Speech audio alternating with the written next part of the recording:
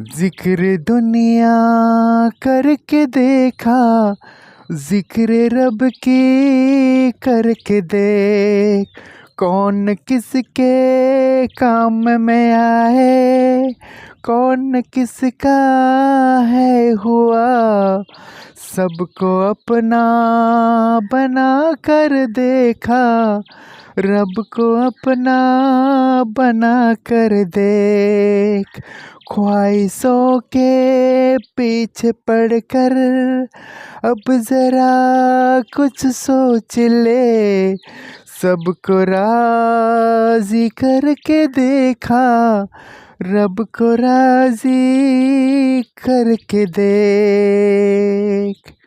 पवित्र शबे बरात उपलक्षे আমার আন্তরিক প্রীতি শুভেচ্ছা ও ভালোবাসা জানাই। মহান প্রভু আল্লাহ সকলকে সুস্থ সবল সুন্দর রাখুন, পরম করুণাময় সকলের মঙ্গল করুন, এই দোয়া এই প্রার্থনাই করি। আমিন সুম্মা আমিন। আখতার ইমাম সর্দার আখতার।